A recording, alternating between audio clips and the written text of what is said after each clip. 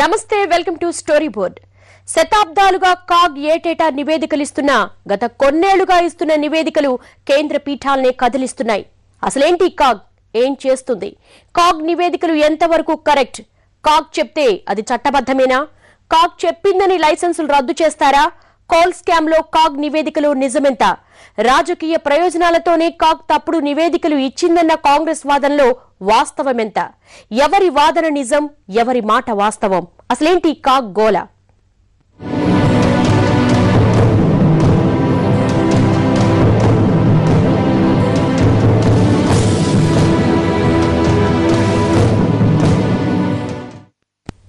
ప్రధాని సలహా మేరకు నియమించబడిన వ్యక్తి ఇప్పుడు ఆ ప్రధానినే వేలెత్తి చూపుతున్నాడు. అవును, ప్రజాధనానికి కాపలా కుక్కని పేరుపడ్డ రాజ్యాంగబద్ధ సంస్థ అధిపతి, కంట్రోలర్ అండ్ ఆడిటర్ జనరల్ తాజాగా ఇచ్చిన నివేదిక కేంద్ర కాంగ్రెస్ లో బొగ్గు కుంపటి రగులుస్తోంది. శతాబ్దంన్నరగా దేశంలో ఒక్కో రూపాయి లెక్క తేలుస్తున్న కాగ్ ఎప్పుడు పాలకులకు కంటగింపుగానే మిగిలిపోతోంది. 1,86,000 కోట్ల కోల్ స్కామ్, 1,74,000 కోట్ల 2G స్కామ్, 40,000 కోట్ల కామన్వెల్త్ స్కామ్. ఇవన్నీ కాగ్ నివేదికలు బయటపెట్టిన నిర్వాకాలే. పరిపాలనలో భాగంగా ప్రజాధనాన్ని వృధా కాకుండా ఖర్చు పెట్టేందుకు, ఆ జమా ఖర్చుల్లో పారదర్శకతను మరింత మెరుగుపరిచేందుకు రాజ్యాంగంలో 148వ అధికరణ ప్రకారం ఏర్పాటైన ప్రభుత్వ సంస్థ కంట్రోలర్ అండ్ ఆడిటర్ జనరల్. రాష్ట్ర ప్రభుత్వాలు, ప్రభుత్వ రంగ సంస్థల కార్యకలాపాలను, నిధులను నిశితంగా తనిఖీలు చేసే సర్వోన్నత సాధికార సంస్థ కాగ్. జిల్లా స్థాయిలో ఖర్చుల నుంచి కేంద్ర స్థాయిలో జరిగే కేటాయింపుల వరకు అన్నింటిలోనూ అక్రమాలను వెలికితీయటమే కాగ్ పని. ఏటా కేంద్ర ప్రభుత్వ నిధుల కేటాయింపులు, ఖర్చుల్ని, వాటిలో లోపాల్ని నివేదిక రూపంలో ఇవ్వటం కాగ్ ప్రధాన విధి. ఇది పూర్తి స్వతంత్ర సంస్థ.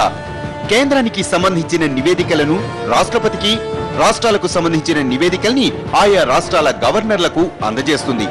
వీటిని పార్లమెంట్, అసెంబ్లీ సమావేశాల టైంలో సభలో ప్రవేశపెడతారు. తాజాగా కోల్ స్కామ్ రగడ కాగ్ నివేదికతోనే బయటకొచ్చింది. గతంలో కూడా 2G స్కామ్, కామన్వెల్త్ స్కామ్లను బయటపెట్టింది కూడా కాగ్ నివేదికలే.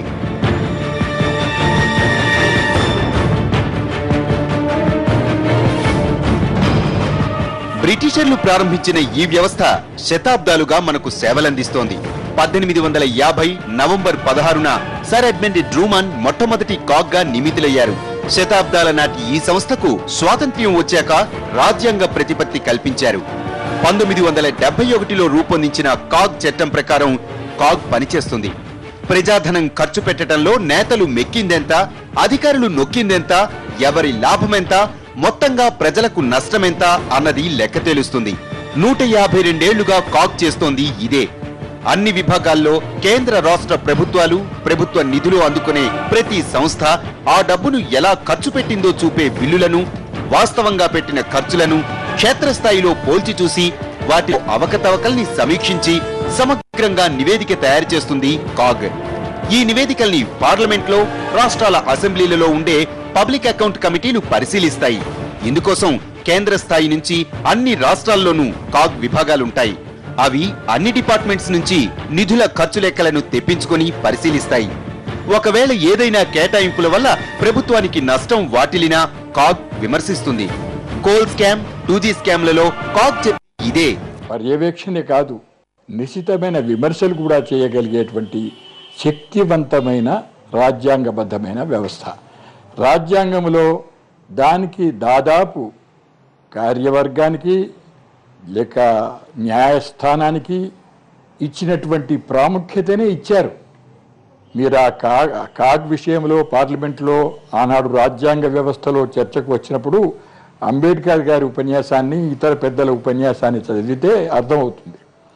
కాగ్ అనేది సర్వోన్నతమైన సంస్థలో ఒకటి అని స్పష్టంగా చెప్పారు. అందుకొరకు అటువంటి ప్రధానమైనటువంటి కాగ్ సంస్థ యొక్క పరిశీలన నివేదికలు పార్లమెంట్లో, అసెంబ్లీలో చర్చించబడతాయి. కాగ్ గా ఎవరిని నియమించాలన్న అంశంపై నిర్దిష్ట నిబంధనలేవీ లేవు. ప్రధాని ప్రతిపాదనల మీద రాష్ట్రపతి కాగ్ ను నియమిస్తారు.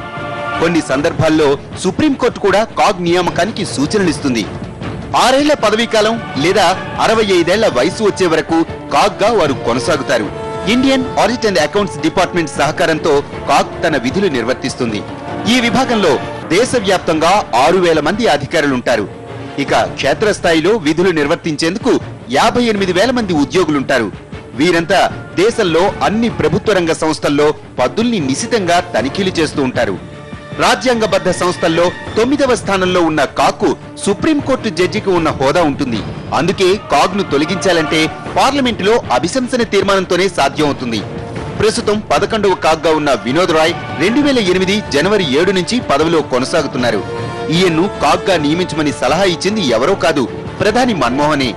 ఇప్పుడు ఆ కాగే ప్రధానిని వేలెత్తి చూపుతోంది.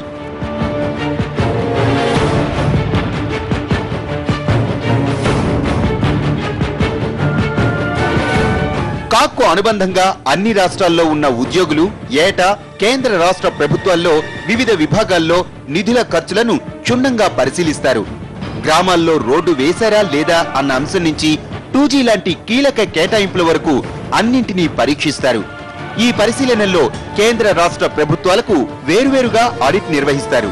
ఇక కాగ్ పరిశీలించే ప్రధాన డిపార్ట్మెంట్స్ లో వ్యవసాయం, commerce and industry, finance, communications and IT, defence, Vidya, rural development, water resources, consumer affairs, ఆహారం, ప్రజా పంపిణీ వ్యవస్థ, రవాణా, సైన్స్ అండ్ టెక్నాలజీ, ఆరోగ్యం, కుటుంబ సంక్షేమం, పర్యావరణం, అటవీ శాఖ, పెట్రోలియం, సహజ వనరులు, మైన్స్, ఇలా దాదాపు అన్ని రంగాల ఖర్చులను కాగ్ పరిశీలిస్తుంది.